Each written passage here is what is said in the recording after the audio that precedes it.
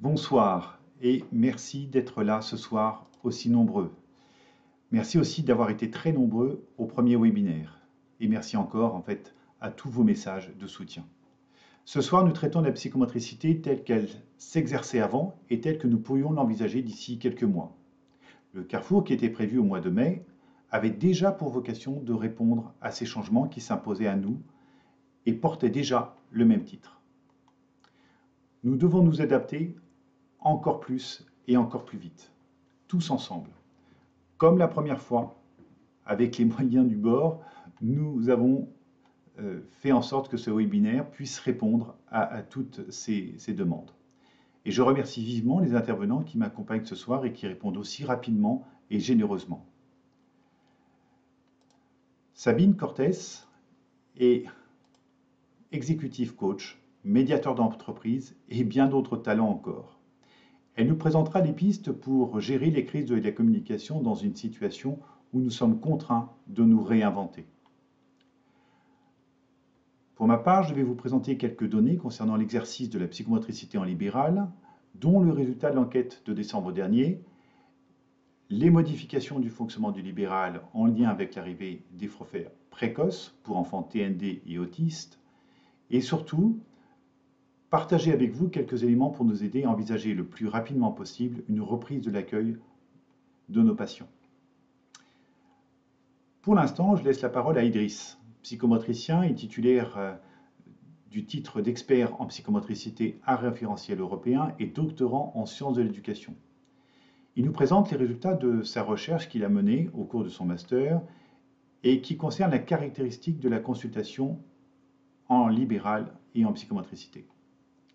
Cette étude prend tout son sens dans notre contexte qui nous impose une nouvelle manière de penser l'exercice libéral.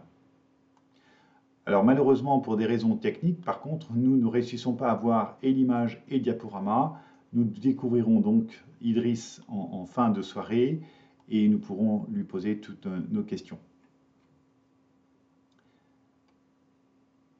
Idriss, je te laisse donc la parole.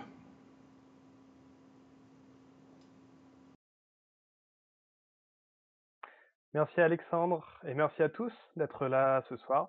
Je suis heureux de pouvoir aujourd'hui vous présenter les résultats de cette étude. Ma présentation ce soir, elle va s'articuler en trois axes. Il s'agira tout d'abord de vous expliquer le contexte qui m'a mené à cette étude. Je présenterai ensuite les résultats de l'analyse des données et j'évoquerai enfin les perspectives de travaux de recherche qui découlent directement de cette première étude. L'idée de travailler sur ces caractéristiques du soin psychomoteur, elle est née de la question qui nous est régulièrement posée, à nous, psychomotriciens libéraux, par les patients ou les parents de patients que nous rencontrons, à savoir combien de temps va durer le suivi en psychomotricité? Jusqu'à quand mon enfant aura-t-il besoin d'un psychomotricien? Cette question, nous avons aujourd'hui du mal à y répondre, compte tenu de plusieurs éléments. D'une part, par l'absence d'études et de références théoriques dans la littérature à ce sujet. D'autre part, par la très faible utilisation de protocoles de soins en psychomotricité par les psychomotriciens. Enfin, de par notre approche qui considère le rythme développemental de chaque individu et les spécificités de chaque personne. Malgré ces éléments, l'interrogation des patients, elle est toujours présente, soutenue par un cadre légal concret. La loi du 4 mars 2002, aussi appelée la loi Kouchner, établit deux principes forts du droit des patients. D'un côté, premièrement, le consentement libre et éclairé du patient aux actes et traitements qui lui sont proposés, et deuxièmement, l'information du patient sur son état de santé. Qui dit droit du patient dit aussi obligation pour le professionnel de santé. Nous avons donc l'obligation de recueillir le consentement libre et éclairé du patient concernant les actes de psychomotricité que nous lui apportons. Ce point concerne directement le sujet qu'on aborde ce soir, car il implique pour le psychomotricien de pouvoir informer le patient sur la durée du suivi, ce qui peut aussi être compris comme un devis, que celui-ci soit transmis par écrit ou par voie orale. Rappelons-nous que la prescription médicale n'indique pas toujours le nombre de séances et qu'elle se résume souvent aux actes, bilan psychomoteur et rééducation si nécessaire. Nous avons donc d'une part un questionnement régulier des patients, auquel la réponse à apporter, vous le comprendrez, est complexe, et d'autre part un cadre légal qui nous oblige à apporter cette réponse. L'objectif de cette étude était donc de pouvoir apporter des repères, tant pour le psychomotricien que pour le patient, sans oublier les étudiants, futurs professionnels qui seront eux aussi confrontés à cette même question. Ces repères permettent aux professionnels de ne pas se perdre dans des suivis sans fin et d'apporter une structuration et une cohérence supplémentaires au contenu des séances en fonction de la durée qui est envisagée. Dans cette dynamique, nous pouvons aussi comprendre l'importance de réaliser des bilans d'évolution, ceci permettant de réajuster le projet d'intervention au fil du suivi. Pour mener à bien cette étude, il nous a fallu tenir compte des spécificités de l'exercice libéral, afin de cibler une population et un échantillon précis. À nouveau, trois critères sont apparus. Premièrement, nous faisons face à une forte diversité de la demande dans nos cabinets, que cela soit une diversité de pathologies, de troubles, d'âge et d'attentes des patients par rapport à leur projet de vie. Deuxièmement, malgré une formation initiale commune, nous n'exerçons pas tous avec les mêmes outils et de la même manière, notamment par les formations complémentaires qui sont propres à chacun. Enfin, les psychomotriciens libéraux exercent partout en France. Il y a donc un critère géographique qui dépend de la situation socio-économique propre à chaque département et dont il faut tenir compte dans cette étude. Ces trois critères nous ont amenés à définir la population sur laquelle devait porter cette étude. Un cabinet accueillant une grande diversité de demandes, existant depuis suffisamment longtemps pour pouvoir d'une part lisser l'impact des formations complémentaires et d'autre part pouvoir avoir accès à un nombre suffisant de patients. Et enfin, situé dans une zone socio-économique qui soit le plus représentative possible de la situation nationale. L'échantillon a donc été constitué de la patientèle accueillie par un cabinet situé dans les Yvelines, dans le 78, département présentant une situation socio-économique comparable à la situation nationale, selon l'indice de Gini des revenus fiscaux en France. Pour information, cet indice rend compte du degré de concentration des revenus dans une zone donnée, et c'est le même pour la France et notamment pour la région des Yvelines. Ouvert depuis plus de 20 ans, ce cabinet a accueilli plus de 900 patients au cours de son existence pour plus de 18 000 consultations. L'échantillon final a été constitué de 675 patients répartis sur les 15 dernières années, de 2002 à 2017. Et les patients qui ont été retenus sont ceux âgés entre 0 et 18 ans, dont le suivi en psychomotricité s'est arrêté sur un critère de satisfaction. Ce critère-là était très important pour cette étude et il est défini comme étant la satisfaction entre l'évolution observée sur le plan psychomoteur et le projet de vie du patient. Tous les suivis s'étant arrêtés pour une autre cause, un déménagement, une raison financière ou autre, n'ont pas été retenus, car l'objectif était bien de mesurer la durée d'un suivi mené du début à sa fin. L'étude de l'ensemble de ces données a été faite par une méthodologie de recherche qualitative appelée l'analyse par théorisation ancrée. L'objectif aujourd'hui n'est pas de vous présenter les aspects méthodologiques de cette recherche, et nous allons directement aborder ensemble les différents résultats qui ressortent de cette étude. Premièrement, nous avons étudié la corrélation entre la demande initiale du patient, indiquée ici comme étant le motif d'orientation, et la corrélation avec le motif de suivi, suite au bilan psychomoteur. Pour bien définir ces deux composantes, le motif d'orientation, c'est la même chose que le motif initial, et il concerne directement les éléments recueillis lors de la prise de rendez-vous, et notamment la demande du patient. Le motif de suivi, lui, il concerne la raison pour laquelle l'enfant est suivi, suite au bilan psychomoteur. On constate que dans plus de 9 cas sur 10, la corrélation est positive, ce qui indique une très grande fiabilité dans l'analyse des psychomotriciens, au regard uniquement des premiers éléments de l'anamnèse. Les 8% d'erreurs constatées peuvent être expliquées par des diagnostics différentiels souvent très complexes, notamment dans le cas de patients présentant un trouble du neurodéveloppement, ainsi que par une comorbidité des troubles importants. Rappelons également qu'avant tout bilan psychomoteur, un trouble neurovisuel doit être écarté. Nous avons ensuite pu faire ressortir une répartition de l'échantillon selon les principaux motifs de suivi, que vous pouvez retrouver sur ce deuxième graphique. On peut remarquer une plus grande demande pour les motifs qui concernent les retards scolaires sans trouble identifié, le TDAH, les troubles de la latéralité et le haut potentiel intellectuel, qui à eux quatre représentent plus de 60% de toutes les demandes, en considérant bien sûr cet échantillon qui a été sélectionné. Donc pour rappel, 675 patients âgés de 0 à 18 ans. Au contraire, on peut remarquer que pour ce même échantillon, les demandes pour les TSA, les troubles spécifiques des apprentissages, les troubles spécifiques du langage et les retards psychomoteurs ne représentent que 13% des demandes. Ces premiers résultats, ainsi que les suivants, ils ne doivent pas être pris et considérés de manière isolée, au risque d'avoir une analyse erronée de la situation. Effectivement, ils ne reflètent pas la patientèle à un instant T, mais bien une répartition sur 15 années, de 2002 à 2017.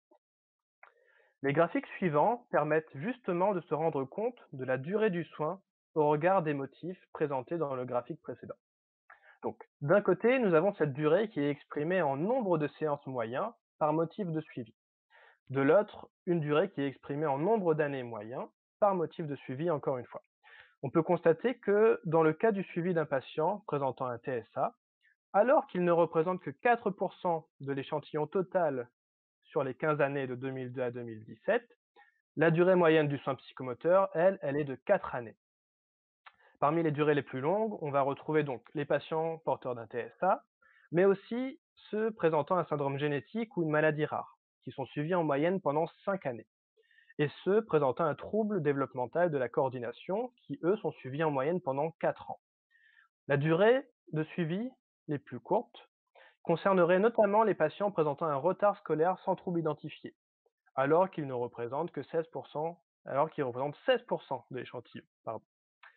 Ces quelques chiffres permettent d'affiner l'analyse de notre échantillon et d'observer une première disparité entre les suivis. On considérera donc des suivis qui sont plutôt courts, d'une quinzaine de séances ou moins, comme pour les troubles tonico-émotionnels par exemple, des suivis d'une durée moyenne, comprise entre 10 et 50 séances, comme pour les patients porteurs d'un TDAH ou d'un trouble spécifique des apprentissages, et des suivis plus longs, d'au moins 50 séances et se déroulant sur plusieurs années, comme dans le cas d'un TDC, d'un TSA ou d'une maladie rare. Abordons maintenant la question des âges de consultation.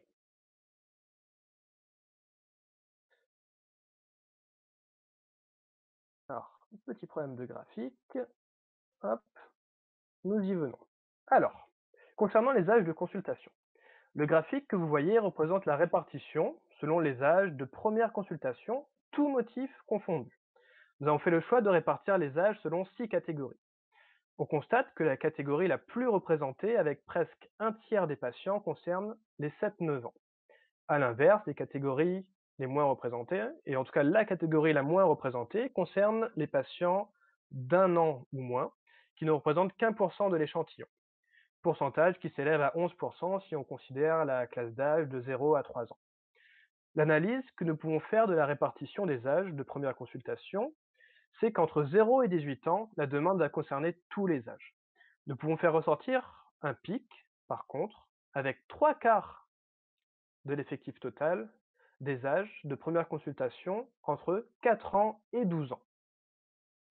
L'analyse de la répartition qui est observée ici, elle ne cherche pas à rendre compte de la répartition des âges dans toutes les consultations de psychomotriciens libéraux. Un psychomotricien spécialisé, dans l'accompagnement des nourrissons par exemple, il n'aura évidemment pas la même répartition au niveau des âges. Néanmoins, et dans une consultation qui se veut généraliste, comme c'est le cas ici, la majorité, et comme c'est aussi le cas pour la majorité des psychomotriciens libéraux, on peut s'attendre à retrouver une répartition des âges se rapprochant de celle-ci. Enfin, et pour compléter cette analyse au niveau des âges, nous avons étudié la répartition des âges de première consultation au regard, cette fois-ci, des motifs de suivi. Donc, nous pouvons observer une moyenne aux alentours de 8 ans pour l'ensemble des motifs de consultation, soit des enfants normalement scolarisés en classe de CE2.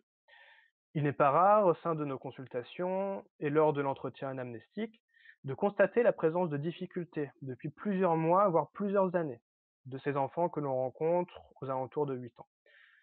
Ces difficultés, elles apparaissent notamment dès l'entrée dans les apprentissages en classe de CP, de manière assez régulière. Cette moyenne, observée autour de 8 ans, elle soulève le fait que ces enfants pourraient être rencontrés beaucoup plus tôt par le psychomotricien, dès l'apparition des premières difficultés, afin de pouvoir affirmer ou infirmer la présence d'un éventuel trouble psychomoteur. Cette première étude des caractéristiques des consultations libérales de psychomotricité, elle a permis d'apporter des premiers repères, mais elle présente aussi certains biais qui limitent la généralisation de ces résultats.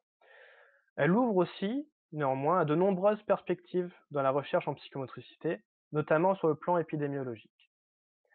Certains psychomotriciens libéraux se spécialisent dans l'accompagnement d'une certaine population, que cela concerne la petite enfance, les adultes ou les personnes âgées.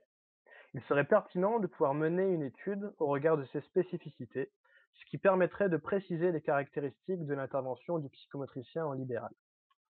Aussi, et bien que menée dans une zone géographique socio-économiquement représentative du contexte national, comme on l'a vu tout à l'heure, cette étude, elle mériterait d'être portée sur l'ensemble du territoire, toujours dans l'optique d'apporter un niveau de précision supérieur aux données dont on parle aujourd'hui.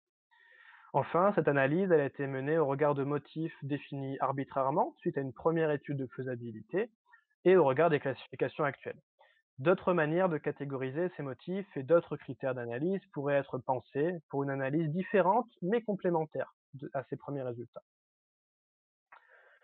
Pour conclure la présentation de cette étude aujourd'hui, il faut préciser que cette analyse, bien que rétrospective, sur 15 années, elle a été menée à un instant T, et selon des choix méthodologiques précis.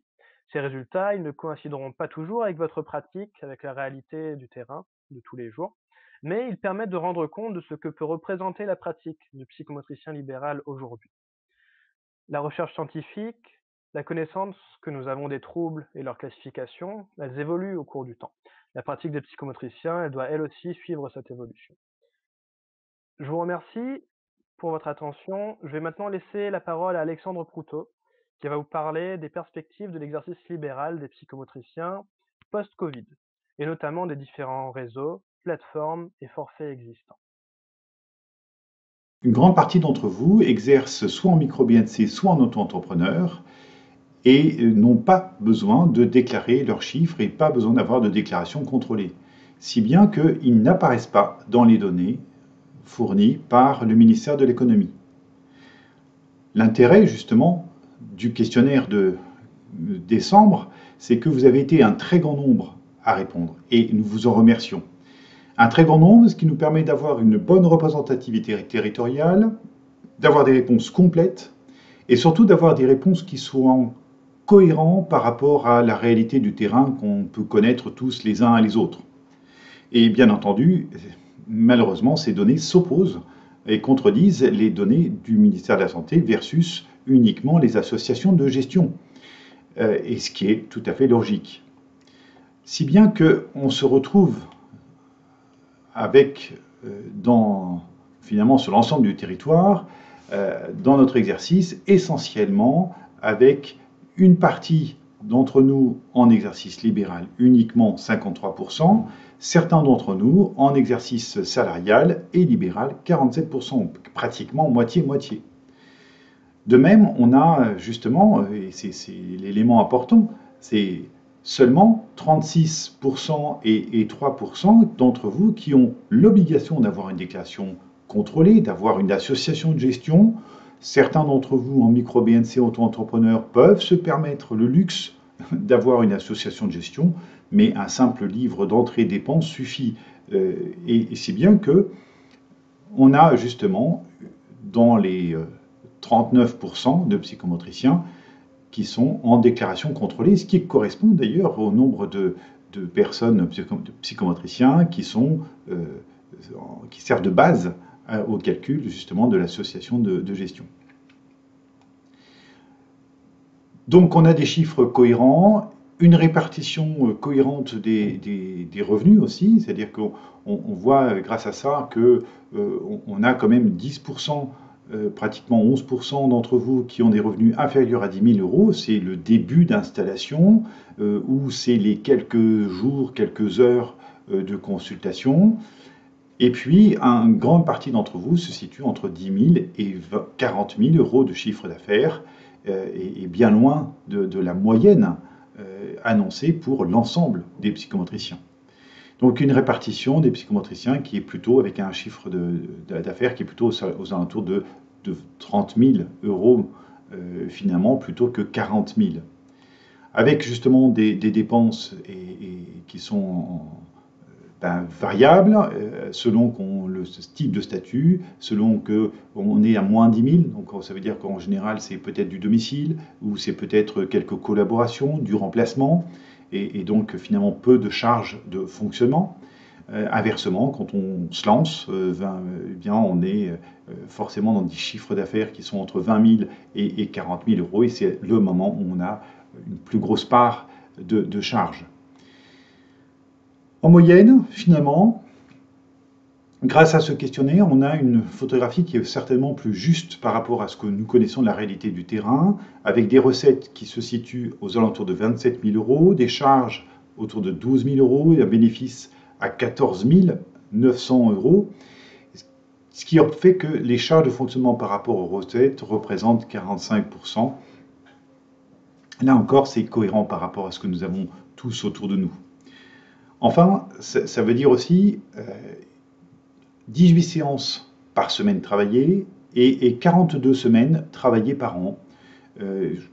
Tout à fait cohérent par rapport aussi d'ailleurs aux chiffres des recettes. Donc on a une bonne cohérence des données.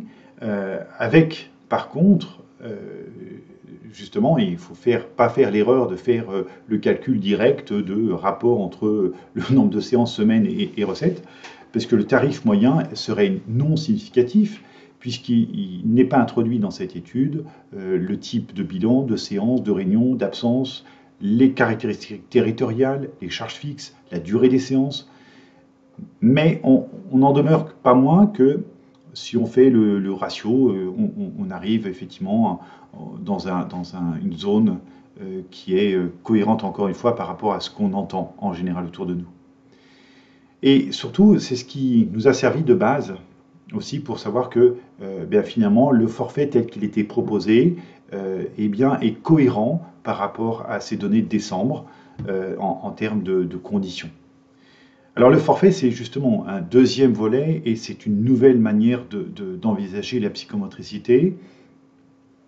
Elle est, j'allais dire, le fruit de plusieurs années de réflexion, de constats, de rapports, de plans qui démontrent, s'il y en avait besoin, la rupture des parcours de soins, la nécessité de soins rapides, et puis le fait que les professionnels libéraux sont des professionnels de proximité, qualifiés, et souvent sous-utilisés pour leur qualification.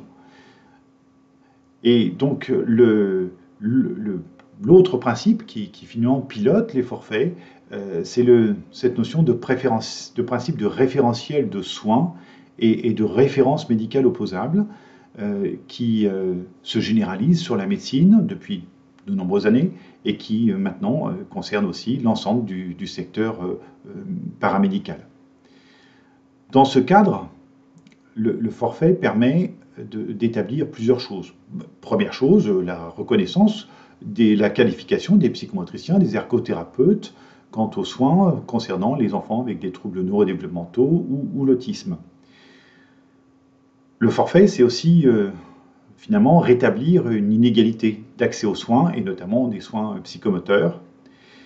Et puis l'autre élément qui s'est avéré lors de l'élaboration des forfaits, c'est la nécessité d'avoir des niveaux de réponse différents selon le niveau de complexité de la situation. Et donc, niveau 1, c'est l'exercice libéral, niveau 2, quand on est un petit peu en institution, et puis niveau 3, quand on est vraiment dans les centres référents. La plateforme, justement, permet de piloter, d'orienter en fonction du besoin sur l'ensemble de ces niveaux. Ainsi, le 29 décembre 2018, l'article 62 de la loi de finances permet de lancer le principe du forfait, le forfait étant géré par la plateforme et cette plateforme accorde à un psychomotricien, un ergothérapeute, un psychologue, une enveloppe qui va lui permettre de faire des soins. Ces soins sont coordonnés et donc l'ensemble des plateformes devront pouvoir normalement coordonner l'ensemble de ces soins sur l'ensemble du territoire d'ici la fin 2021. Des soins qui sont encadrés avec des formations nécessaires, enfin offertes, pardon, si besoin, et puis surtout des tests qui sont obligatoires, avec des tests validés, reconnus scientifiquement par l'ensemble de nos pairs. Des actions aussi qui sont définies dans le temps, et c'est l'intérêt de la plateforme, c'est de coordonner et de s'assurer qu'on a bien une cohésion du soin et du déroulé du soin et pas de perte d'enfants dans ce parcours. Donc ce parcours, il est maillé et organisé de manière très, très séquentielle, avec des obligations pour la plateforme de répondre dans un délai de 15 jours, avec une obligation pour le psychomotricien qui accepterait de prendre.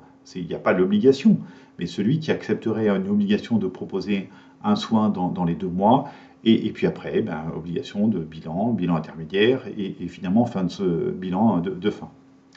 Tout à fait logique, puisque tout le monde le fait, déjà aujourd'hui. Le forfait, c'est aussi finalement un autre mode de fonctionnement, et nous sommes habitués à notre exercice libéral, et bien le forfait, effectivement, encadre ce cadre-là, et donc impose une enveloppe maximum de 1 500 €, et dans cette enveloppe, un bilan facturé 140 €, et si nécessité, séances supplémentaires avec un maximum de séances, pardon, pas un maximum, un minimum de séances de 35 séances, ce qui fait un coût moyen par séance de l'ordre de 39 €, sachant que le temps est lui aussi imposé à un temps minimum de 45 minutes, et interdiction bien entendu de surfacturer. La durée de ce processus est normalement prévue pour 1 an. On peut l'étendre éventuellement avec 6 mois supplémentaires, mais le principe du forfait était déjà encadré. Ce principe permet quand même de maintenir l'indépendance du professionnel, l'indépendance dans ses choix thérapeutiques, mais bien entendu sous condition de respect des recommandations des hautes autorités de santé et du fonctionnement de la plateforme. Un autre volet concernant les forfaits, et que vous avez entendu très récemment, en 2020, c'est le souhait du président de la République, annoncé lors de la conférence nationale du handicap, le 11 février, c'est le souhait d'augmenter l'âge des enfants pouvant bénéficier de ce forfait. Et il a annoncé son souhait d'aller au minimum jusqu'à 12 ans, d'y étendre tous les 10, et avec en tête un calendrier qui serait avant 2022. Son souhait aussi d'étendre le dispositif sans condition d'âge et de pathologie, puisque finalement ce principe correspond à un besoin de proximité, un besoin de soins. Mais tout ça, c'est une annonce d'un vœu qui a été fait en février, juste avant les événements du mois de mars, et surtout sans aucune condition encore évoquée, ni de tarif, qui serait forcément probablement différent selon qu'on est à 6 ans ou 12 ans, et forcément différent selon les différents types de pathologies. Bref, encore un gros chantier et une grande manne pour évoluer et penser autrement les choses. Maintenant, voilà, le forfait, c'est notre psychomotricité 2.0. Une autre psychomotricité 2.0 qui s'était imposée à nous le 15 mars, c'est la psychomotricité avec Covid, avec distanciation de nos parents, de nos patients, et avec un principe à gérer cette contrainte sanitaire, contrainte de vie.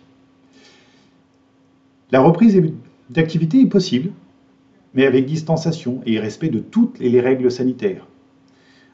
Déjà, l'obtention du télésoin permet tout de suite, maintenant, hein, on l'a déjà évoqué lors du précédent webinaire, finalement de reprendre notre activité dans des conditions de distanciation, d'hygiène, et tel que c'est parti, eh bien, il y aura intérêt, malheureusement, à privilégier le plus possible ce mode, le plus longtemps possible, tant que nous n'aurons pas d'éléments suffisants et suffisamment clair vis-à-vis de ce virus. L'ouverture des cabinets. C'est une question que vous me posez un grand nombre de fois dans la journée. Et bien l'ouverture des cabinets, elle est bien entendu sous condition de respect des règles totales d'hygiène. Mais pour l'instant, elles sont non définies. Et donc, non définies, ça veut dire que vous prenez votre propre responsabilité. Aussi, si jamais vous réouvrez, assurez-vous bien que vos assureurs sont bien d'accord sur ce principe. Donc, des recommandations qu'on peut faire ce soir, qui sont envisageables, des recommandations qui, j'allais dire, sont probables, qui sont en cours d'élaboration, mais qui restent à valider avec l'ensemble des professions de santé, avec le ministre de la Santé et de la Solidarité, et puis avec les ARS. Donc, certainement, d'ici le 11, nous aurons forcément les validations complètes, mais maintenant, dès aujourd'hui, vous pouvez déjà commencer à anticiper, à préparer votre reprise, profiter de ce confinement pour réorganiser, penser autrement.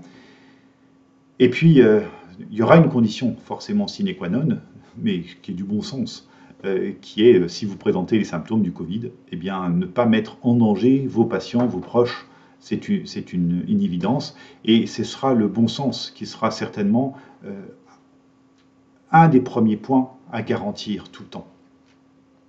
Alors, avec l'équipe, on avait essayé de réfléchir aux différentes possibilités, aux différentes contraintes qu'on pourrait envisager.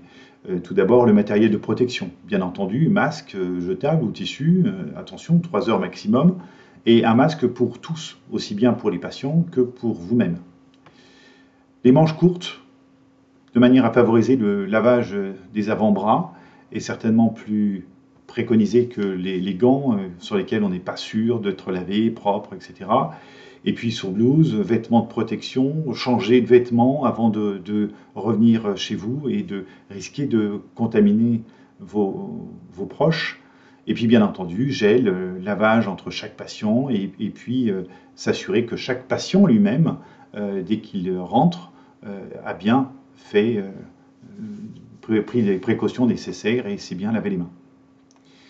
L'autre élément, s'agissant de l'accueil du patient et de ses accompagnants, eh bien, dans les premières mesures, bien évidemment, c'est rappeler par SMS le rendez-vous, préciser de demander à venir à l'heure exacte, de manière à limiter les moments de rencontre, et puis, bien évidemment, préciser dans ce SMS que si le patient ou un de ses proches présente un symptôme, il s'agit de ne pas venir et de ne pas risquer de potentiellement contaminer l'ensemble des autres patients.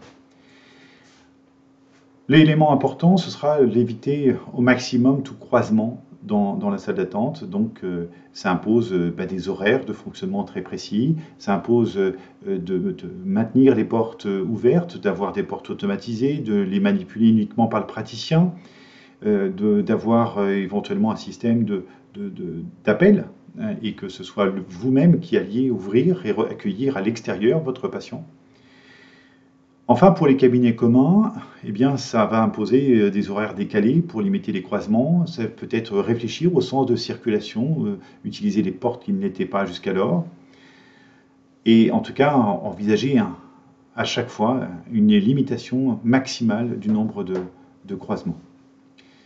Concernant votre salle et le matériel de consultation,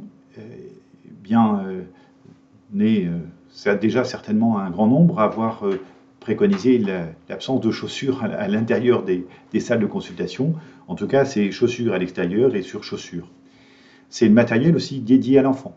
Ça veut dire que soit le patient vient avec son propre matériel, soit vous lui avez dédié, réservé son matériel, feutre, manipulation, Lego, etc. Tout ce que vous voulez, mais la notion de jeu libre, qui était une notion souvent entendue, est forcément à bannir, à moins d'avoir le temps de nettoyer la totalité de vos matériels. De même, le matériel, les bureaux qui seront utilisés seront à désinfecter à chaque passage, et notamment le bureau, la chaise. Et donc, après, il y aura aussi à désinfecter le matériel spécifique. Et je pense aux gros ballons qu'on ne pourra pas avoir pour chaque patients, je pense à d'autres matériels, et donc nécessairement un temps de décontamination entre deux passages de patients. Enfin, on a la notion de la présence de personnes et donc uniquement des personnes indispensables au déroulement de la séance. Proposer des retours de séance éventuellement en télé visio, en téléconférence, en téléphone, en SMS, mais si possible, éviter justement les temps qui pourraient être en télésoins. Enfin, la présence d'une stagiaire est sous condition, bien entendu, de respecter toutes ces recommandations. C'est une question qui m'est souvent posée et que ce aussi bien par les étudiants que par les professionnels. Et donc, à définir qui fournira le matériel. Finalement, la psychomotricité 2.0, c'est une vraie nouvelle version. Ces situations, les conditions dans lesquelles nous sommes aujourd'hui sont bouleversantes.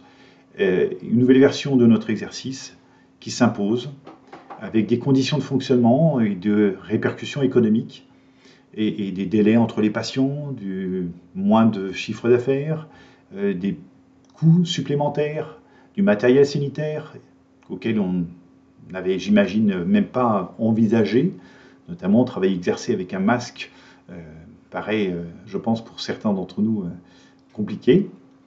Et puis 2020, ce sera un enjeu relationnel important, malgré cet exercice justement masqué.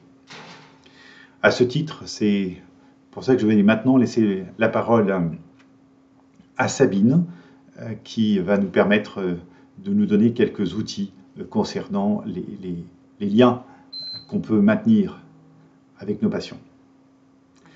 Sabine, nous t'écoutons.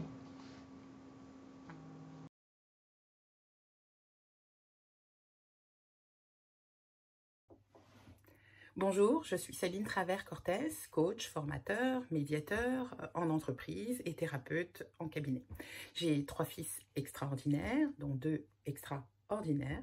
Depuis quelques années, j'interviens modestement à l'ISRP en fin de cursus sur un cours unique d'une demi-journée.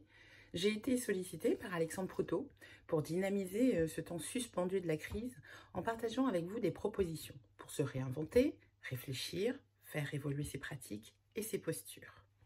Psychomote et crise ou la nécessité de se réinventer. Alors la crise, qu'est-ce que c'est? Qu'est-ce? La crise en latin ou en grec, c'est la manifestation de quelque chose de grave. C'est la manifestation d'un jugement. C'est la manifestation d'une rupture, d'une bascule. On arrive au paroxysme de quelque chose. En médecine, le changement est en bien ou en mal. En tout cas, on est dans le cadre d'une phase grave, d'une maladie ou de l'évolution des choses. La crise peut se passer par accès, et accès psychologique, notamment à des choses violentes. Ne parle-t-on pas de crise de nerfs? Ce que je vous propose, c'est de vous tourner vers l'Orient, et notamment vers l'idéogramme chinois, où le mot crise mêle à la fois la notion de danger et la notion d'opportunité. L'image évoquée par cet idéogramme, Jérôme Gabriel nous dit que c'est celle d'une personne, un jour d'orage, assise sous un arbre et mentalement confinée entre une angoisse existentielle et l'espoir d'une clémence céleste. Si on se tourne vers l'espoir de cette clémence céleste, on est sur l'opportunité, c'est-à-dire l'occasion à saisir. De quelle opportunité allez-vous vous saisir dans cette période de crise inédite et quelles opportunités vous allez pouvoir donner à vos patients? L'occasion du psychomotricien 2.0. Autrement dit, être un psychomotricien augmenté. Être un psychomotricien augmenté, c'est déjà investir pleinement les 2 parties de la terminologie de votre nom de métier, psycho et motricien. La valeur ajoutée psy dans l'accompagnement de la crise me semble essentielle. Régulation émotionnelle, utilisation du jeu, générateur d'endorphines, relaxation et méditation guidée, voire hypnose pour ceux qui y êtes formés, pour gérer les troubles anxieux. Vous avez une légitimité dans la gestion du stress. C'est peut-être pas la partie que vous aviez le plus exploitée dans vos métiers.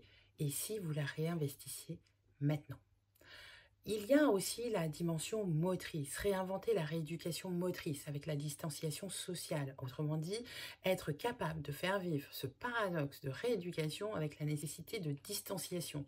un challenge à saisir. Crise égale opportunité. Opportunité de se réinventer, de se transformer, d'évoluer, d'être adaptable, agile, créatif, inventif, tout ce que vous mettez déjà en œuvre au quotidien et qui fait que vous avez choisi ce métier puisque vous vous adaptez au handicap, vous vous adaptez aux objectifs, vous vous adaptez déjà à qui est votre patient et il n'y a pas deux pathologies qui sont exactement les mêmes en fonction des personnes. Donc vous savez le faire, qu'est-ce que vous allez pouvoir faire pour l'investir dans cette période de crise? Et si rester dans sa zone de confort, c'était se priver d'une opportunité de croissance? Dans notre zone de confort, nous avons le sentiment de contrôle, de sécurité. La crise, elle est venue balayer tout ça. Elle est venue déstabiliser cette zone de confort, nous faisant parfois rentrer dans une zone de panique. Habituellement, en coaching, nous travaillons à sortir ou élargir, assouplir cette zone de confort pour la rendre plus plastique, plus élastique, plus flexible, pour répondre aux enjeux volontaires de développement personnel. La crise, nous ne sommes pas volontaires pour la crise. Elle nous force, elle force le mouvement, elle force le déplacement. Mais vers où? Vers un endroit que vous allez vous-même définir. Je vous demande de réfléchir à votre zone de confort. Quelle est-elle? Comment vous vous y sentez? Quelles sensations vous procure-t-elle?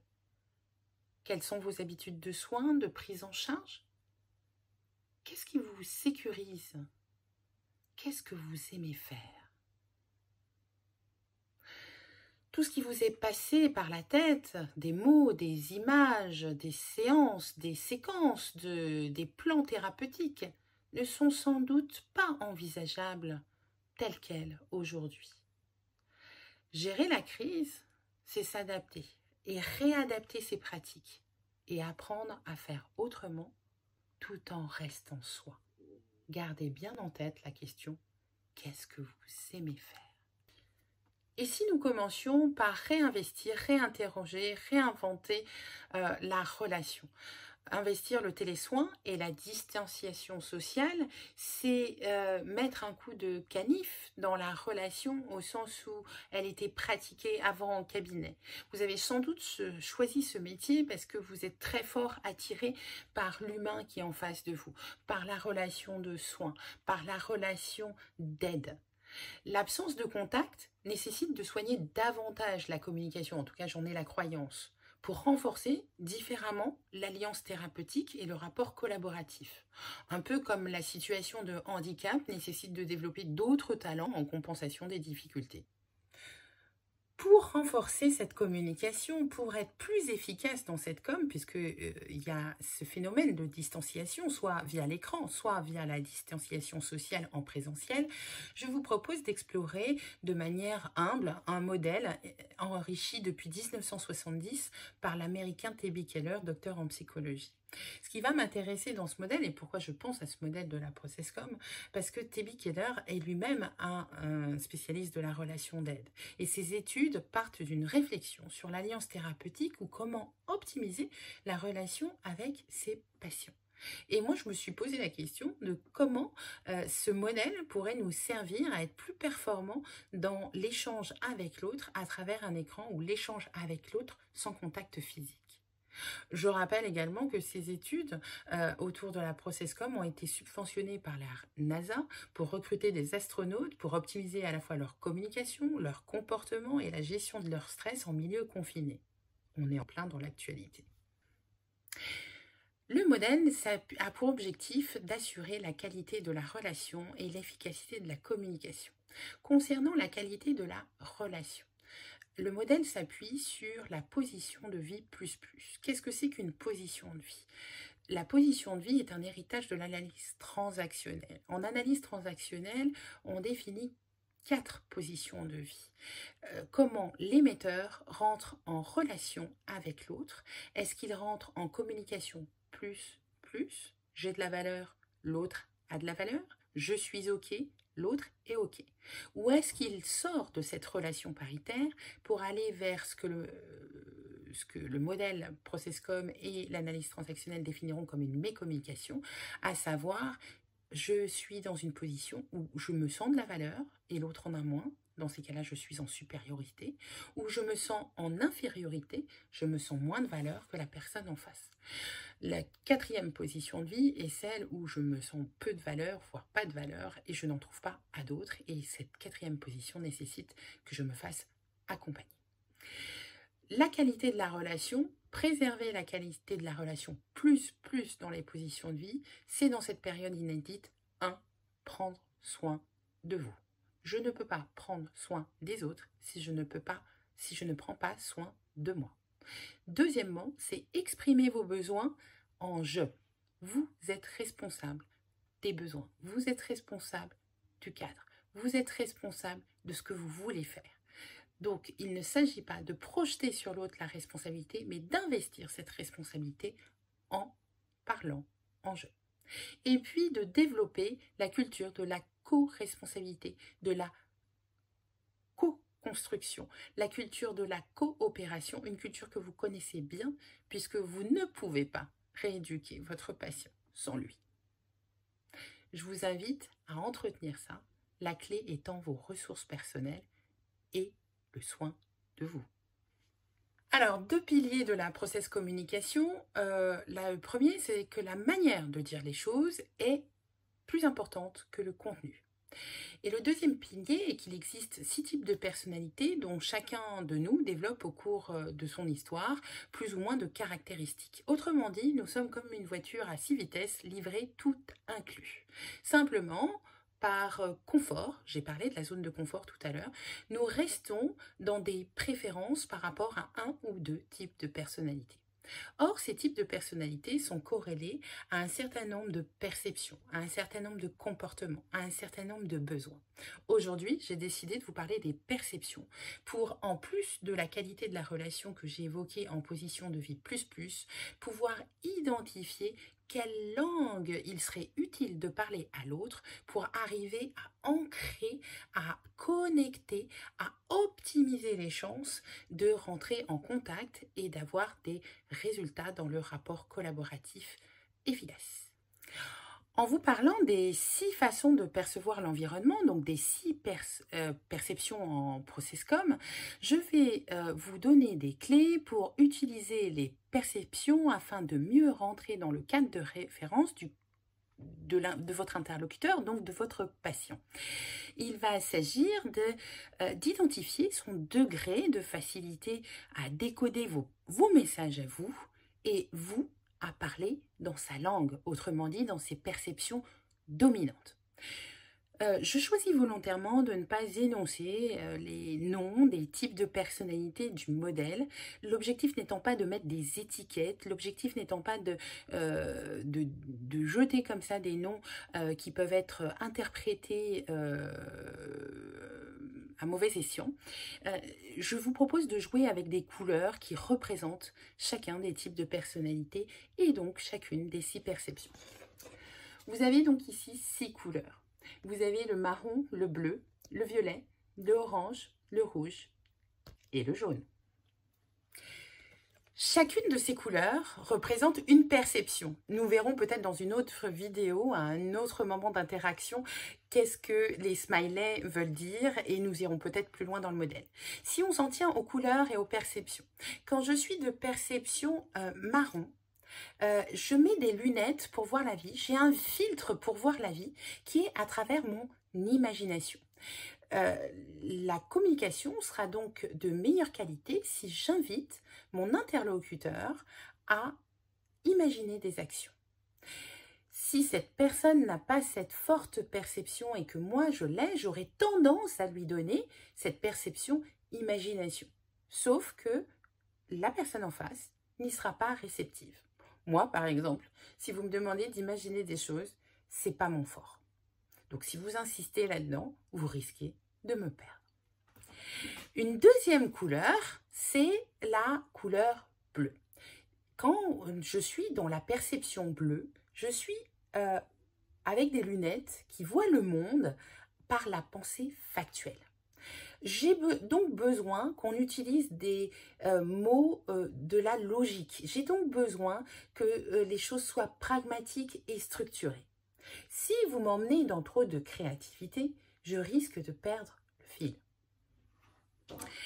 Quand je suis à forte perception violette, je vois le monde, si le violet, si j'avais des lunettes violettes, je vois le monde à travers la pensée opinion.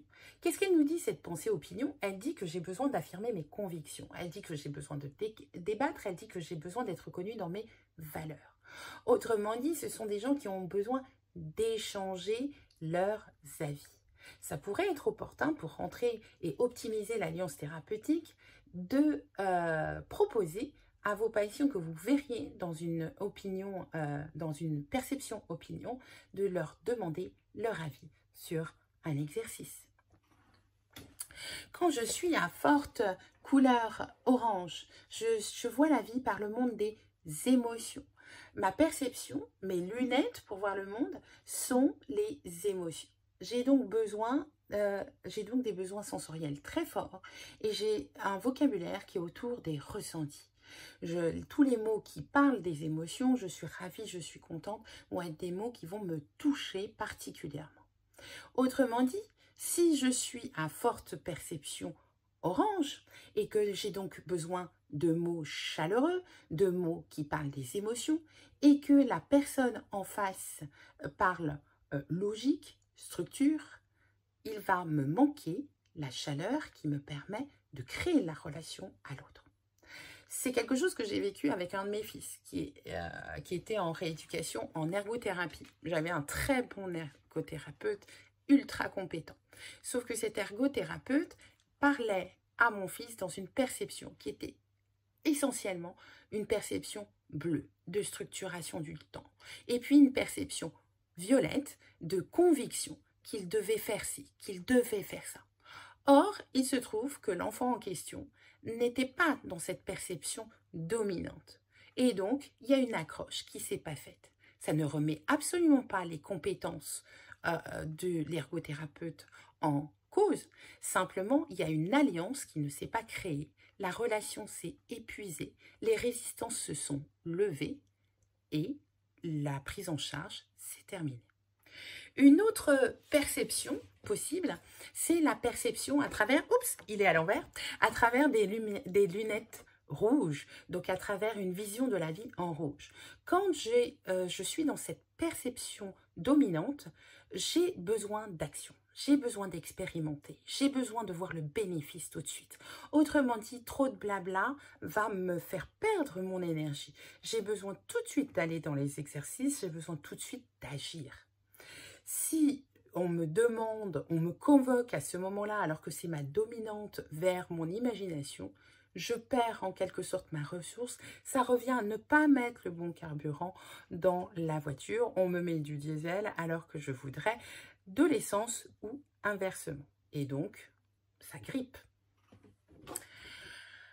Une dernière perception, et le smiley qui va avec dans le modèle, c'est la perception jaune. Dans la perception jaune, je suis en réaction. J'adore, je déteste. J'aime pas.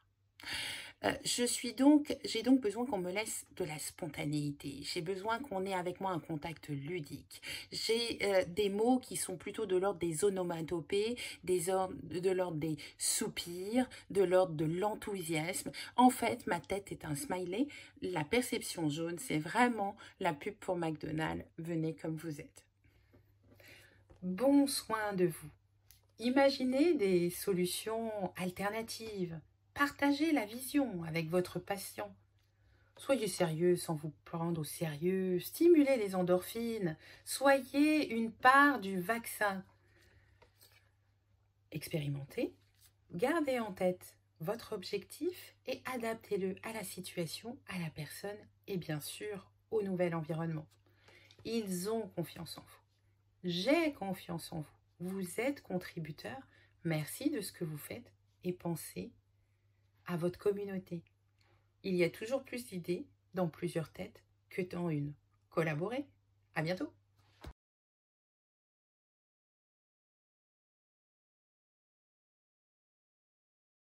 Et donc, petite question d'Amélie, on t'écoute sur les premières questions. Il y avait, je crois, tu m'avais posé la question sur les blues. Alors, il y avait plusieurs questions. Je ne sais pas si tu as une préférence dans l'ordre. Il y avait des questions sur tout ce qui était forfait. Généralisation des forfaits. Après, il y a eu des Alors, questions généralisation du qui étaient forfait. matérielles. Attends, on va répondre dans l'ordre. Bon, on fait dans l'ordre. Hein. Donc, c'était une question d'Elsa sur la généralisation des forfaits et elle posait la question du risque que notre pratique en tant que psychomotricien libéral ne passe que par forfait. Alors, c'est plutôt l'inverse. Pendant ces 30 dernières années, puisque ça fait 30 ans que j'œuvre pour les psychomotriciens, et depuis 30 ans déjà, on milite, on se défend, et tout le monde souhaite, envisage, rêve, le Graal serait le remboursement. Le forfait, finalement, est le système qui est adapté aux conditions actuelles, aux conditions économiques, aux conditions de fonctionnement, et qui, effectivement, permet la prise en charge alors indirectement par la sécurité sociale, et c'est justement le petit bien, c'est que ce sont que les plateformes qui prennent en charge. La plateforme, elle, refacture à la sécurité sociale, mais ce processus, effectivement, tend à se généraliser, mais pour autant, ça ne veut pas dire qu'on perd notre identité, puisqu'il s'agit simplement d'accueillir, si on le souhaite, des patients qui pourraient bénéficier de ces plateformes.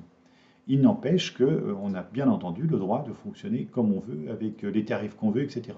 Seule contrainte, c'est que les plateformes imposent effectivement un tarif, un moyen, etc., etc. Alors simplement attention, j'anticipe la question et la remarque. Les plateformes telles qu'elles ont été conçues pour les moins de 6 ans ne signifient pas que les plateformes pour les plus et tout ce qui pourrait se généraliser serait exactement, strictement sur ce même modèle. C'est un modèle qui a déjà un an a montré que ça fonctionnait et que ça pouvait être une réponse adaptée et aux psychomotriciens et aux patients. Mais, c'est le mai, l'annonce date du 11 février, et donc les conditions de développement des futures plateformes versus jusqu'à 12 ans et versus 10 et voire plus, eh bien, sont remis en cause en partie à cause des conditions économiques. Ok, merci. Il y avait une autre question. Alors, c'est une question très large. Ça a été lancé par Virginie au début, mais il y a plein d'autres petites questions qui se sont lancées. Il y avait la question de comment on va pouvoir obtenir les blouses, les masques, les surblouses, enfin voilà, tout le matériel. Il y avait une question aussi sur pourquoi pas choisir une visière à la place d'un masque. Il y avait une question sur si on n'a pas de blouse, est-ce qu'on prend une tenue spéciale journée au cabinet et qu'on change de vêtements avant de rentrer chez soi. Et après, une fois qu'on a parlé de tous les équipements du professionnel, il y avait la question, donc dans la vidéo, ça a été dit que le patient devait porter un masque aussi, et du coup, je crois que c'est Catherine qui demandait si avec les troubles du comportement de fournir le masque au patient. Bon, alors plein de questions effectivement qui se posent, et c'est bien ce que j'annonçais en préambule, c'est que nous sommes tous, je dis tous, c'est tous les professionnels de santé auxiliaires, dans l'attente de validation du ministère de la Santé et de l'ARS. La recommandation était claire sur le fait de ne pas accueillir nos patients en séance, faute de connaissance finalement du Covid d'une part, du mode de transmission d'autre part, et surtout par défaut de protection qui était dédiée aux services hospitaliers. Elles le sont toujours, et nous faisons partie des professionnels auxiliaires de la médecine pour lesquels normalement nous devrions avoir un accès à des masques à la pharmacie. Pour autant, cet équipement est toujours encore dédié uniquement aux hôpitaux, donc, et quelques-uns pour les médecins. Concernant, pardon, est-ce que j'ai pas tout répondu, je pense? Donc ça, c'était sur l'accès au masque. Ouais. Il y avait aussi un accès sur la question des blouses, sur chaussures, ces éléments-là. Voilà, bah ça c'est probablement non. Et tu, effectivement, très bonne remarque tout à l'heure, qui était, est-ce que des vêtements, bah oui, nos propres vêtements, si on les lave toutes les 3 heures, font tout à fait office de blouse. La recommandation, malgré tout, reste de travailler avec des manches courtes de manière à se laver jusqu'en haut des bras. Ok, donc on peut Si, puis tu avais... une tenue spécifique qu'on change voilà, avant tout à fait. de rentrer chez soi, ou on se déshabille dès qu'on arrive à la maison. Et donc, dernière question sur tout ce qui était matériel. Ah non, il y en avait deux encore. Est-ce qu'on peut prendre une visière au lieu d'un masque Très bonne pour idée. favoriser le contact avec son patient? C'est une excellente idée, bien évidemment, et peut-être justement que les enfants ou les patients avec des troubles du comportement ou qui ne supportent pas le masque seront plus à l'aise avec la visière, pourquoi pas? Et c'est tout à fait effectivement un des équipements. C'est quand même, la visière n'a pas l'air d'être aussi protectrice que le masque. Mais à défaut, il vaut mieux. D'accord. Et dernière question sur ça. Est-ce que c'est aux professionnels de santé de fournir les masques des patients? Alors, normalement, non, c'est pas aux professionnels de santé de fournir le masque, mais l'expérience montre, en tout cas, c'est ce qui a été évoqué autour des professionnels de santé, c'est que les patients viennent sans masque. Et donc, vous avez intérêt à avoir un stock et fournir à vos patients. Alors, ça peut être des masques en tissu lavés, hein. C'est tout à fait autorisé. Très bien. Il y avait une question pour Idriss. Et après, on reviendra à Alexandre et à Sabine s'il y en a. Il y avait des questions sur quelle avait été la finalité de l'étude qui a été proposée et comment on peut imaginer relancer l'étude au niveau national. Merci Amélie. Pour répondre à Nicolas, la finalité de cette étude elle est double selon moi. D'un côté, c'était de pouvoir fournir des premiers repères, et une logique pendant la durée du soin en motricité en cabinet libéral. C'était des données qu'on n'avait pas jusqu'à présent. C'est la première étude. Et une autre finalité, c'était justement l'objectif à l'avenir, c'est de pouvoir multiplier cette étude dans plusieurs régions, dans plusieurs départements, afin d'avoir une plus grande représentativité de l'exercice fédéral dans la France. Voilà.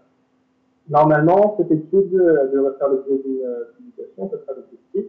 Donc, elle pourra servir ensuite au système pour pouvoir apporter des premiers éléments de réponse justement à cette question qui revient souvent, combien de temps dure le suivi un petit peu. Ok. Merci Driss. D'autres questions, du coup, ça va être plutôt pour Alexandre. Il y avait une question. Ouais, malheureusement, je pense qu'on n'a pas entendu peut-être la fin d'intervention, mais on était à quelques secondes de la fin d'intervention de Sabine. Ah oui, non. Donc il manquera peut-être des éléments sur l'intervention de Sabine. Donc bien évidemment, on va remettre toute la vidéo, toutes les séquences en un seul puzzle. Hein. Du coup, dans les questions qui ont été posées en direct, donc il y en a encore plusieurs, il y avait une question sur quand le cabinet est dans une copropriété, avec peut-être des habitations voilà, ou d'autres, est-ce qu'ils ont un impact sur la reprise? Alors, très très bonne question, parce que dès le début en fait, du Covid, il y a eu un certain nombre de syndics qui se sont fait rappeler à l'ordre, voire même condamnés, pour avoir suggéré aux infirmières d'aller vivre ailleurs. Et ça ne s'agissait même pas de patients, hein, il s'agissait qu'elles travaillaient avec une population à risque. Et donc ça, vous le savez, c'est absolument interdit.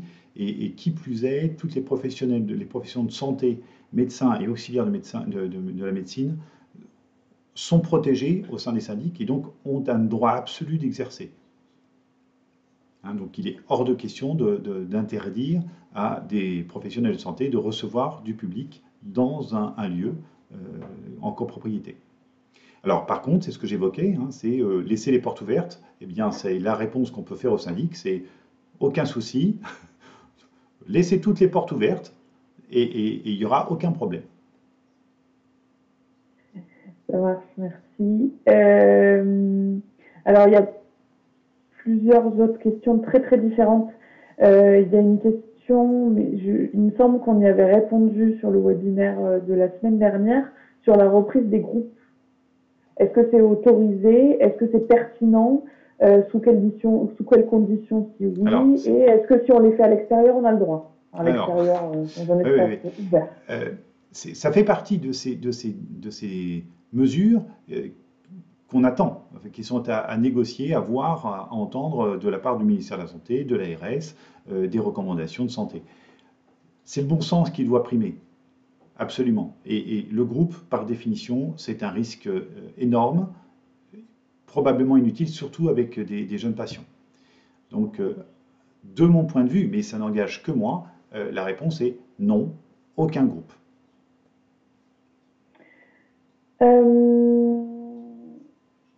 La copropriété, c'est bon. Il y a plein de questions sur la reprise, dans quelles conditions, tout ça. Je les garderai tout à la fin parce qu'il y en a plusieurs. Il y avait deux questions. Il y avait une question sur la responsabilité civile professionnelle. Est-ce que on doit vérifier auprès d'eux si on peut accueillir actuellement des patients au cabinet et je vais compléter la question parce qu'il y avait uniquement ça, mais est-ce qu'on doit vérifier si on peut, auprès de sa RCP, si on peut en recevoir actuellement? Et est-ce qu'à partir du moment où il y a un déconfinement officiel, on est sûr que nos RCP nous couvrent comme avant? Alors, même dès aujourd'hui, l'assureur, en théorie, n'a pas le droit de vous interdire puisqu'il n'y a pas d'interdiction d'exercice en l'état. Il n'y a pas eu d'interdiction formelle. Il y a une très forte recommandation de la part du ministère de la Santé, de la part de l'ensemble des professionnels de santé, le bon sens, mais en l'état, il n'y a pas une loi qui interdise aux auxiliaires de travailler, et pour cause, puisqu'on les sollicite pour aller exercer dans les institutions. Donc, il était impossible pour le gouvernement d'interdire dans un endroit et autoriser dans l'autre. Simplement par acquis de conscience, informez vos assureurs que vous reprenez votre activité, quelle que soit la date. Il y avait une question sur... je pense qu'on y a répondu tout à l'heure, mais il y avait une question, donc si on n'a pas de masque et pas de protection, il n'y a pas de séance. Voilà. Voilà, c'est ce qu'on a dit. Il va falloir reprendre toutes nos séances avec les protections adéquates, au minimum le masque, et le lavage des mains et la désinfection entre les patients. Il y avait une question sur est-ce qu'il y a des dispositions sanitaires particulières pour le travail à domicile? Ben, c'est les mêmes conditions, strictement les mêmes. C'est-à-dire que vous devez partir du principe que vos patients sont totalement contaminés et que vous êtes totalement contaminé. Et que vous devez de protéger vos patients et que vous devez vous protéger de vos patients. Et c'est bien pour ça que je trouvais extrêmement important que Sabine soit avec nous ce soir pour aller enrichir un petit peu la communication, l'analyse de la communication, l'enrichir de manière à justement, parce que malgré ce contexte terrible, on puisse avoir envie de communiquer. Ok. Il y avait une question sur l'utilisation de Sylaps. Alors, je me suis juste noté la question de comment on fait pour avoir deux caméras en même temps. À voir pour le premier webinaire, je vous ai présenté deux, trois photos, et notamment, je vous ai présenté un moment où j'utilise un socle de téléphone de voiture que j'ai vissé sur un vieux pied que j'avais récupéré, moyennant quoi mon téléphone portable me sert de caméra. Le téléphone est branché est connecté sur le lien Sylaps et votre ordinateur est branché lui aussi sur Sylaps, ce qui vous fait deux comptes et deux webcams, une caméra sur le téléphone, une caméra sur l'écran de votre ordinateur. Normalement, on devrait J'ai vu qu'il y a eu plusieurs fois la question, donc je vais essayer de vous faire un petit YouTube, tant qu'à faire, à y être, un petit tuto avec la démonstration de comment on peut se connecter. Ça marche. Je crois pas qu'il y ait d'autres réponses, qu'il y ait d'autres questions, pardon. Les réponses, on en aura si on a les questions.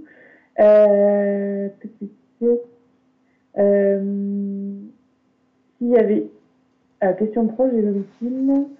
Alors, qu'en est-il, vu qu'on a posé la question sur les domiciles, qu'en est-il pour les séances réalisées en crèche ou dans les écoles? Est-ce que ce sera possible de les reprendre? Est-ce qu'il y a des éléments sur ce point-là ou pas? Voilà, et ben non, ça fait partie des excellentes questions pour lesquelles je ne veux pas m'avancer parce que j'ai franchement pas d'éléments. En théorie, on devrait pouvoir reprendre dans l'école si les enfants sont là. Ça, c'est la théorie. Mais en même temps, non, parce que on cherche à minimiser les nombres de contacts, donc probablement non. J'aurais tendance à dire qu'on va attendre et attendre de voir les recommandations de l'ARS. Ça marche. Bon, je crois, Alexandre, que tu vas être obligé de faire un tuto Syllaps.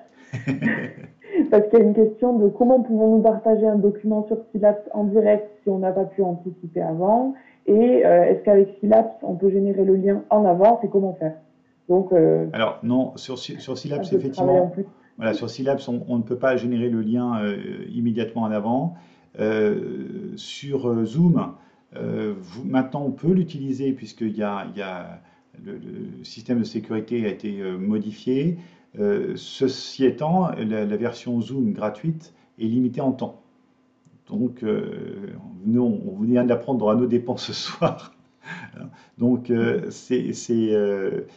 voilà. Donc, sur Syllaps, l'inconvénient, c'est que c'est vraiment, on envoie le lien et immédiatement, dès que le lien est envoyé, la personne peut se connecter. Donc, c'est bien pour ça que je l'envoie en fait dans les quelques minutes qui précèdent le début de la séance. Et donc, il y avait,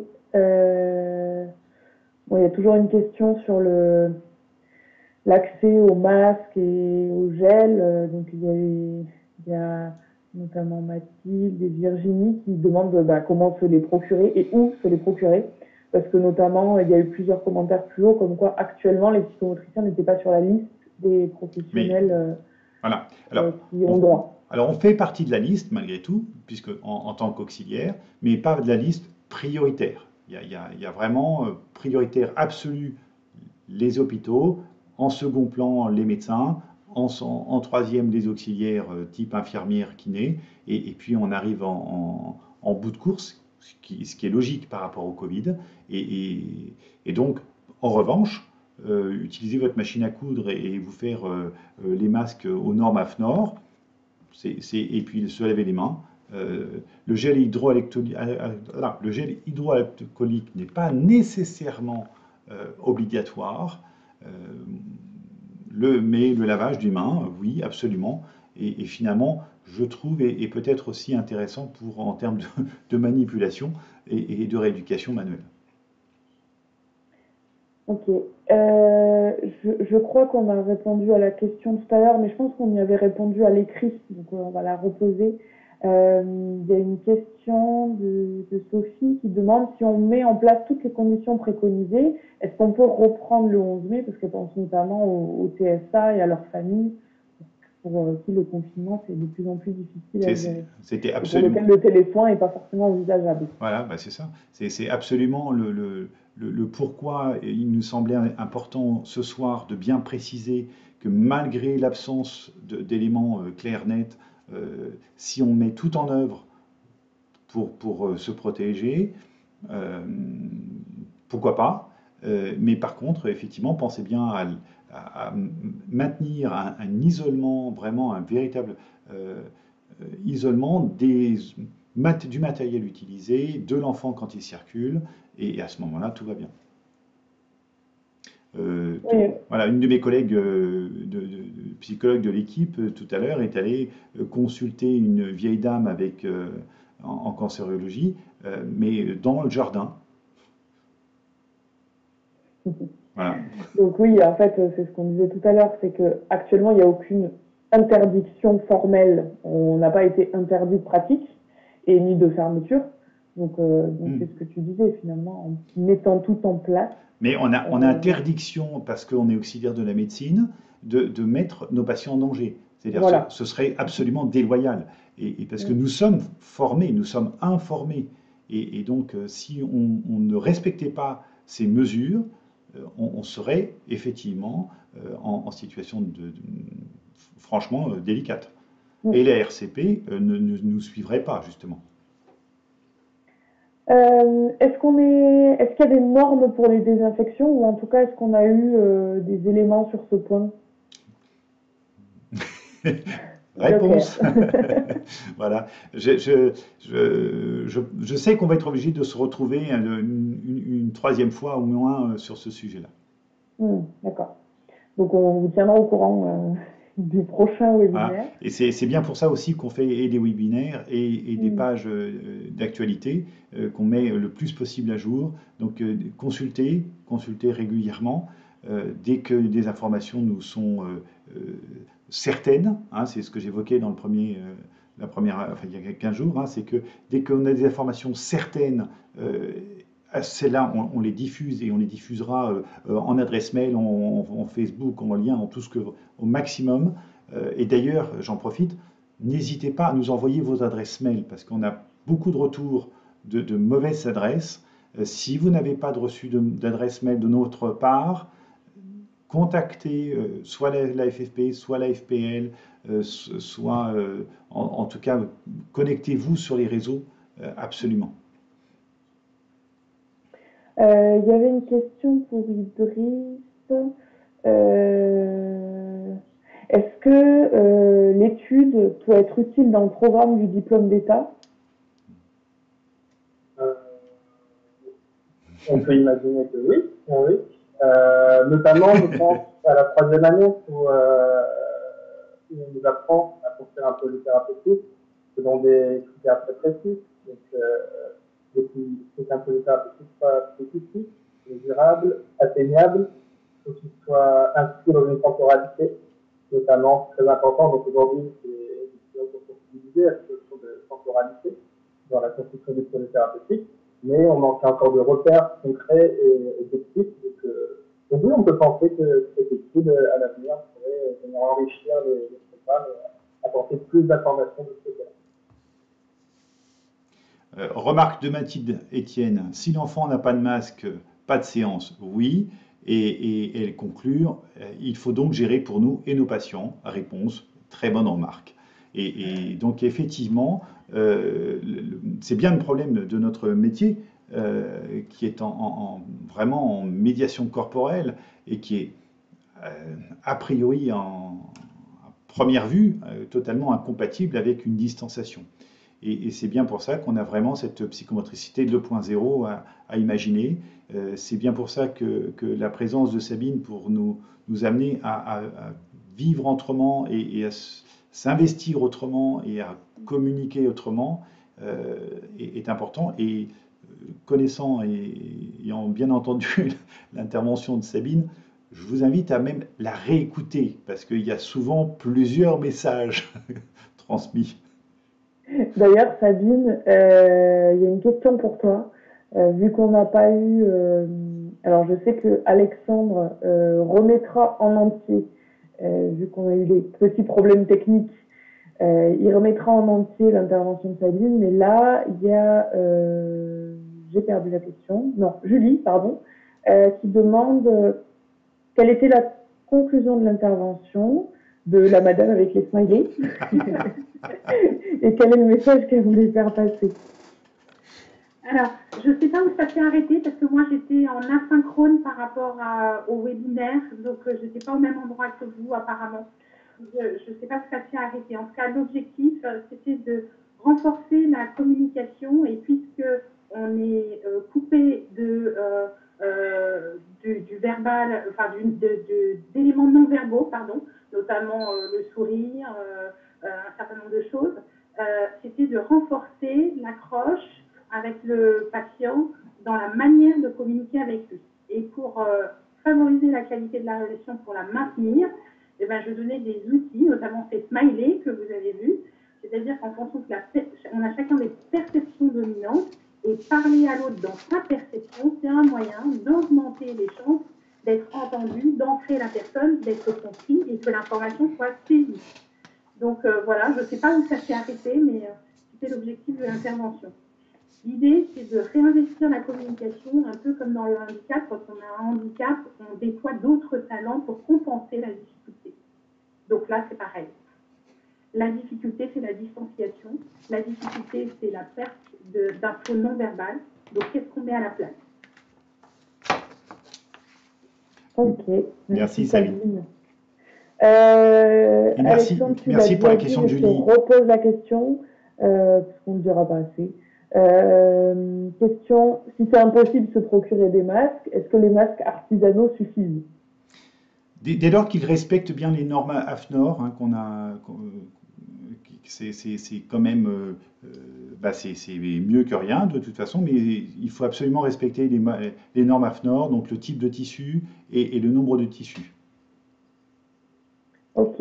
Et question, la distance de sécurité devrait-elle être respectée dans les séances, ce qui semble quasiment impossible? C'est à commencer. Alors, ça, c'est un peu mes vieilles habitudes. Il y a 30 ans, j'ai toujours gardé tous les parents avec moi, les parents, les enfants, les frères, les sœurs, tous ceux qui étaient là étaient forcément invités en séance. Et justement, c'est ce qui permettait à l'enfant, le jour où il avait envie de s'affirmer ou envie de se sentir bien, il avait le droit et même ce pouvoir de dire « Ah oui, mais aujourd'hui, c'est que pour moi ». Et petit et grand, on utilise ce droit-là. Sauf que cette manière d'exercer, eh bien, je suis obligé de la mettre, j'allais dire, à la porte, hein, au sens propre, et donc à maintenir déjà cette distance familiale, hein, alors que l'approche systémique est une approche qui est, je trouve, bien compatible avec la psychomote. Première chose, et deuxième chose, dans le toucher, dans tout ce qui concerne le langage non verbal, eh bien oui, il va falloir l'utiliser autrement et notamment avoir le tiroir plein de smileys pour montrer à quel point on est super fiers. Ils n'ont pas super fiers en tenant, en félicitant, ouais, bravo. Non, c'est ouais, bravo. Oui, donc c'est ça, on va devoir mettre à la porte les parents et les invités qui d'habitude étaient dans nos séances. Donc c'est ce qu'on a dit tout à l'heure, c'est au maximum des possibilités, on va dire, on ne fait rentrer que le patient et on fait les retours, si possible, aux parents dématérialisés. Après, on sait que tous nos patients n'ont pas la capacité de venir seuls et même de la porte à porte. Voilà. C'est ça. Donc, et aussi essayer un maximum, même si on sait tous que ça sera difficile, de garder les distances avec nos patients.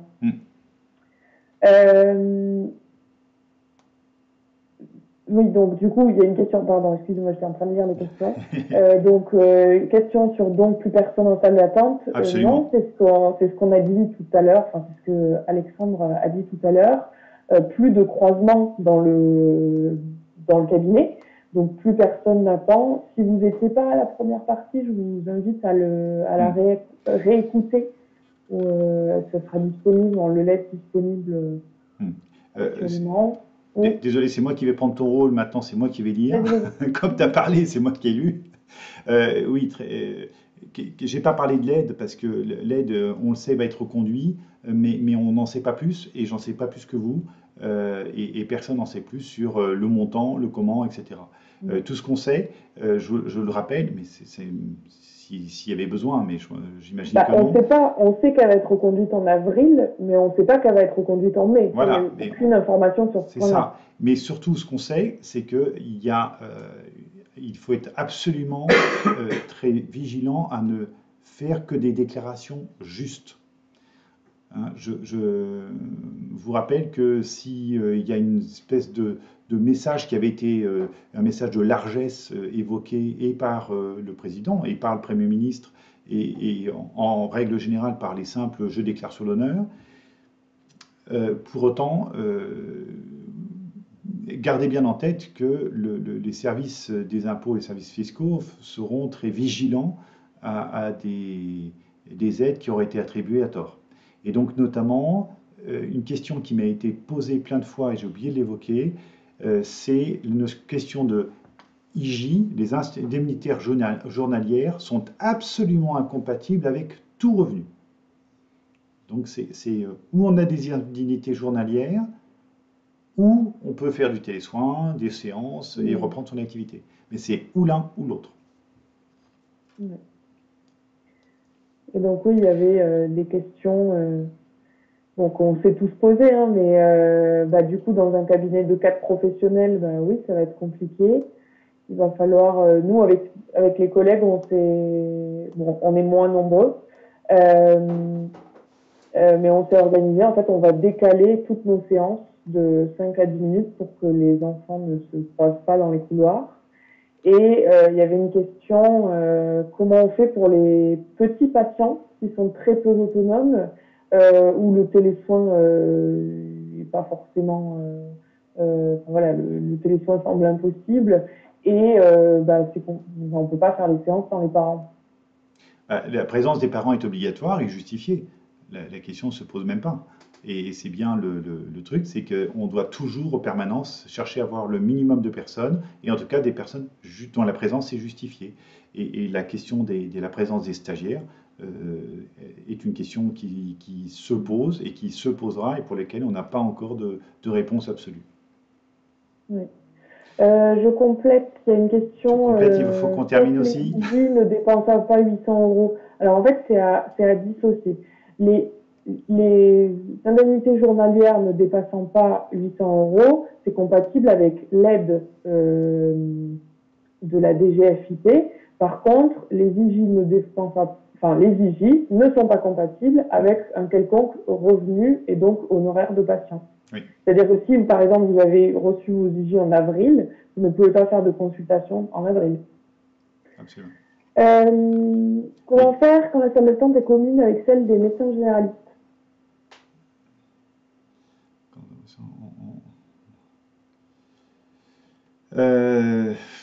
J'ai pas bien entendu la question, je pense. Tu peux Pardon. je disais comment faire quand la salle d'attente est commune à celle de médecins généralistes. C'est justement ce que j'évoquais tout à l'heure, c'est le petit SMS pour aller chercher le patient à l'extérieur et le ramener directement. Et en tout cas, c'est le moins de circulation possible et peut-être envisager d'autres types de circulation sans aller à passer par la fenêtre, mais vraiment réfléchir à la manière dont on pourrait circuler sans se croiser. En fait, quand on a préparé le webinaire, on est un petit peu réfléchi, et pour nos cabinets à nous aussi, de demander aux parents d'arriver à telle heure. Et voilà, il y a une certaine rigueur qui va être pour nous, mais il faut aussi que, même si on sait que ça sera difficile pour certaines familles, demander aux parents de le respecter et donc leur demander d'arriver à l'heure. On prend l'enfant, on commence et puis on le rend en fait, à la fin. Il revient à la fin où on envoie un petit texto 3 minutes avant de finir. Je vous retrouve.